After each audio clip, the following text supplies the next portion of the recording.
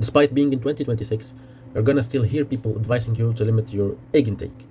Take 2 or 3 eggs a day, and you're good. But why they tell you this?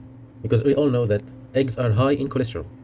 One egg contains nearly 186 milligrams of cholesterol.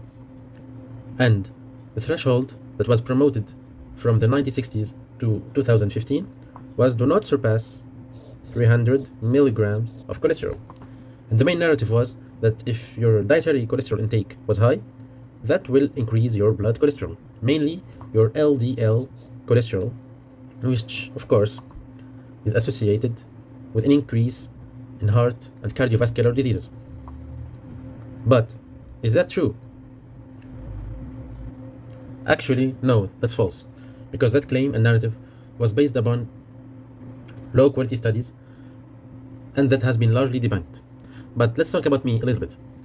For 5+ years, I was eating nearly, on average, 8 eggs per day.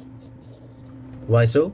Because I used to train, and eggs are relatively cheap in my country, so with a limited budget, I only had access to eggs. Therefore, I didn't listen to the mainstream advice, and I took 8 eggs per day for 5+ years. Then, I got my blood tested. 8 eggs a day are roughly 1,500 milligrams of dietary cholesterol from eggs, nearly 5 times the old safe limit.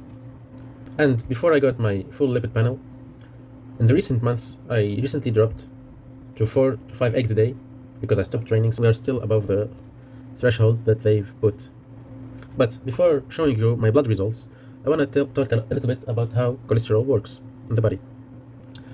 Here's the thing most people don't know. Your body makes its own cholesterol. Your body nearly makes around 80% of cholesterol in your liver. And your liver is smart, because when you eat more cholesterol, it produces less. And when you eat less, it compensates by making more. For most people, this feedback loop keeps blood cholesterol remarkably stable regardless of what's on your plate. And by most, I mean healthy people.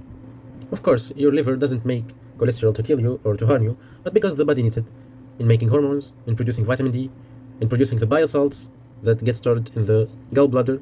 And of course, we know that bile salts are a must for lipid digestion in your intestine, and other functions that are out of the scope of this video. With this being cleared out of the way, let's check my blood panel. The total cholesterol is 4.07 millimole per liter. My HDL, aka the good cholesterol, is 1.33, which is above the healthy threshold. It's so good.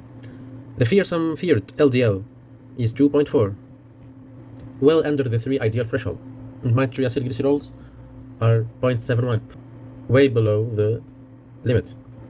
So just to put it in perspective, I was eating 5 times the old cholesterol limit every day for years, and my cardiovascular risk markers came back optimal across the board. This isn't magic.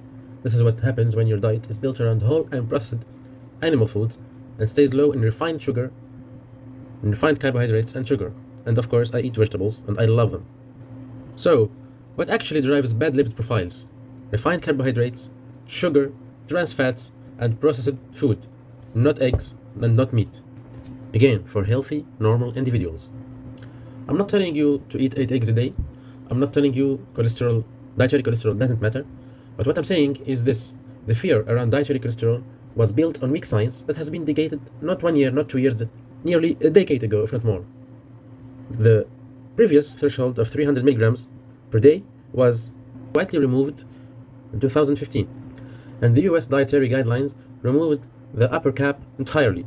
And despite all this, millions of people around the world are still avoiding eggs because they fear the cholesterol in them. If you found this useful, leave a comment with your cholesterol story. I'd genuinely like to know, and please subscribe.